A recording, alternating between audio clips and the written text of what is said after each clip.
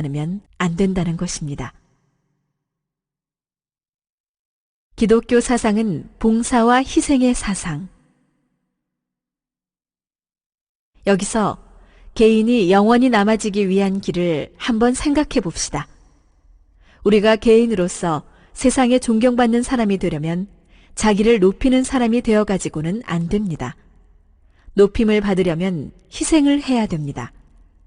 10명의 친구가 있으면 그 10명의 친구를 위해서 오랫동안 희생하는 사람은 그 10명의 친구 앞에 중심 존재가 됩니다. 그들뿐만 아니라 그들의 친척과 그들의 친구까지도 그와 하나가 되려고 하는 것입니다. 반대로 그 10명의 친구를 위해서 너희는 나를 위해라, 나를 위해라 라고 하는 사람이 있다고 합시다. 그러면 그 친구들은 떨어져 나가는 것입니다. 외톨이가 된다는 것입니다. 나중에는 자기도 갈 곳이 없어진다는 것입니다. 이것이 우리 사회에 있어서 선과 악의 구별점인 것을 여러분이 알아야 합니다. 한 나라의 애국자를 두고 봅시다. 여러분은 미국을 놓고 생각할 때 링컨 대통령이라든가 케네디 대통령을 지극히 존경합니다. 왜 존경합니까? 대통령은 마찬가지 대통령이지만 미국을 위해서 생명을 바쳤기 때문에 존경하는 것입니다. 대통령 가운데서 미국을 위해서 비참히 죽은 대통령이 있으면 비참히 희생될수록 그는 미국에서 지극히 높은 애국자여 지극히 높은 대통령의 자리를 차지할 것입니다. 생명을 바쳐 나라를 사랑한 사람일수록 그것도 비참히 희생당한 사람일수록 위대합니다. 비참하면 비참할수록 그것이 한때는 비참하지만 역사시대가 지나가면 지나갈수록 점점 환경의 범위는 넓게 그를 중심 삼고 뭉치게 되는 것입니다. 예수님의 죽음도 마찬가지였습니다. 예수님이 누구를 위해서 희생했느냐 하면 세계의 인류를 위해서, 세계의 나라를 위해서 희생한 것입니다. 누구보다도 인류를 사랑하고 누구보다도 하나님을 사랑하고 원수까지 사랑한 입장에서 복을 빌고 비참히 돌아가신 것입니다. 이름 없이 죽은 예수님, 그 당시 민족 반역자로 몰렸던 예수님이 오늘날 세계적인 기독교 문화권을 창건할 줄은 그 누구도 몰랐던 것입니다. 여기서 우리는 하나의 원칙을 제시할 수 있습니다. 큰 무대를 위해서, 공적인 큰 일을 위해서 희생한 사람은 망하는 법이 없다는 것입니다. 망하지 않는다는 사실을 우리는 알 수 있습니다. 그러한 사람들이 역사적인 성현들입니다. 이것을 볼 때 하나님이 계신다면 하나님이 악의 세계를 대해 싸울 수 있는 작전이 있으면 그 작전법은 어떠한 작전법이냐 하는 것을 여기서 발견할 수 있습니다.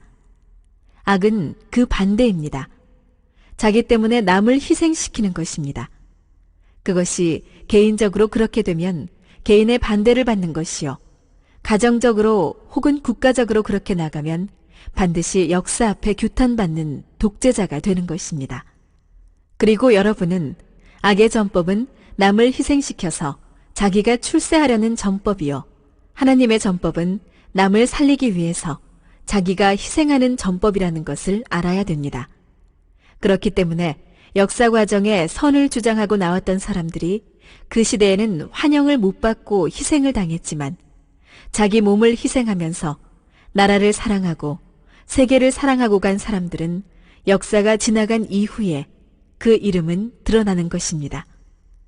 이것이 사실인 것을 부정할 수 없습니다. 그렇기 때문에 기독교의 사상은 봉사의 사상이요, 희생의 사상인 것입니다. 기독교가 하나의 교단을 중심 삼고 자기 교단만 위하는 기독교가 되면 망하는 것입니다. 만일 미국의 어떠한 기독교단이 활동하는 모든 목적을 미국을 구하는 데에 두고 그 목적을 이루기 위해 온갖 희생을 각오하고 나선다면 하늘은 협조할 것입니다. 이렇게 미국을 구해서 기독교화한 국가로 만들어 세계를 구하기 위해 미국 국민을 희생시킬 수 있는 기독교가 되면 세계를 지배할 수 있는 기독교가 된다고 볼 수 있는 것입니다. 하나님이 미국을 축복하신 이유. 하나님에 있어서 미국을 사랑하느냐, 세계를 사랑하느냐 하는 문제를 두고 볼 때 미국보다는 세계를 사랑하는 하나님이 되어야 합니다. 그러므로 미국을 내세워서 세계를 구하기 위한 희생의 대가를 치러야 할 때는 미국을 내세워야 됩니다. 미국 국민 여러분, 미국이 사상적 전통이 있다고 봅니까? 지금의 청년들 가운데서는 찾아볼 수 없을 것입니다. 미국을 개척한 사람들은 여러분이 알다시피 청교도들입니다. 이들은 하나님을 마음대로 사랑하고 하나님을 위해서 갈 수 있는 길을 국가가 막기 때문에 국가를 뒤로하고 이 신대륙, 미국 땅을 찾아온 무리였습니다.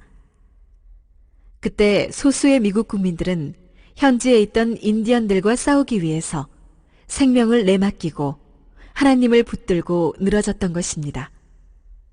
하나님을 숭상하면서 하나님을 붙들고 싸워나왔던 그 사상이 미국의 건국 사상이 된 것을 본인은 알고 있습니다.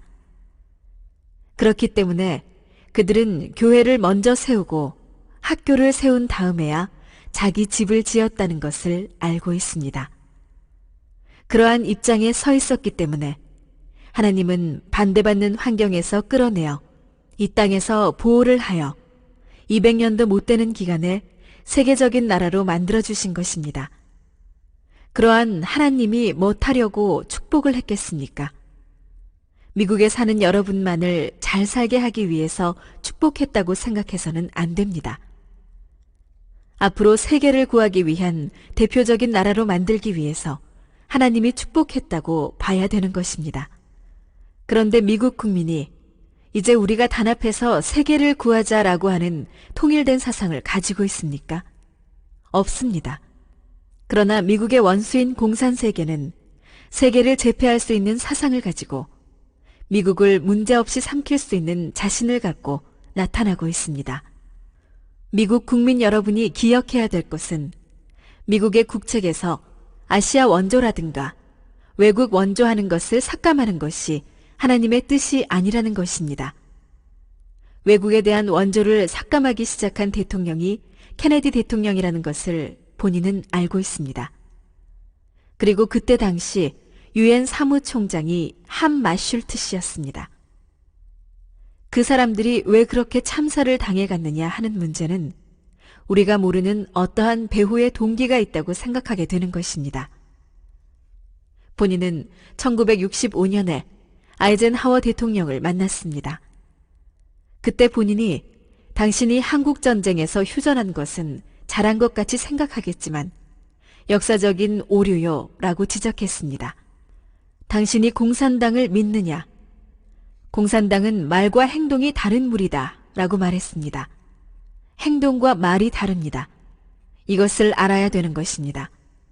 휴전협정을 한 후 20년이 지난 지금 북한은 온갖 힘을 다해서 국민 무장을 시켜놓은 것을 우리 눈으로 보고 있는 것입니다. 이 사실을 부정하겠습니까?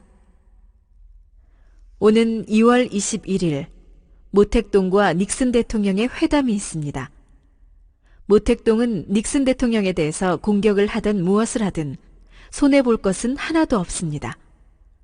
미국 국민은 이것만은 알아야 되겠습니다. 공산당은 미국과 얼마든지 친하다라고 하다가도 그냥 그대로 돌아설 수 있습니다. 이만큼 나갔다가 이만큼 후퇴할 수 있는 독재 체제입니다. 그렇지만 미국 국민은 그렇지 못합니다. 미국 전체가 좋다고 해가지고 국민이 전부 나간다고 합시다. 여기에서 만일 후퇴하게 되면 전 미국 국민이 전부 후퇴할 것 같습니까? 절반은 갈라진다는 것을 알아야 합니다. 그때에 미국이 어떻게 될 것이냐 하는 것을 본인은 지금 생각하고 있습니다. 이러한 관점에서 미국의 40대 대통령, 210년까지의 역사는 하나님이 보호해 주시는 역사로 보고 있습니다. 여러분, 1976년이 미국 건국 200주년인 것을 본인은 알고 있습니다. 아브라함에서 예수님까지는 42대가 됩니다. 40대 2000년 역사를 하나님의 뜻을 중심 삼고 담당해 왔습니다. 대수로는 42대지만 아브라함의 하나님, 이삭의 하나님, 야곱의 하나님, 3대에 걸친 하나님을 1대의 하나님으로 잡기 때문에 40대가 되는 것입니다.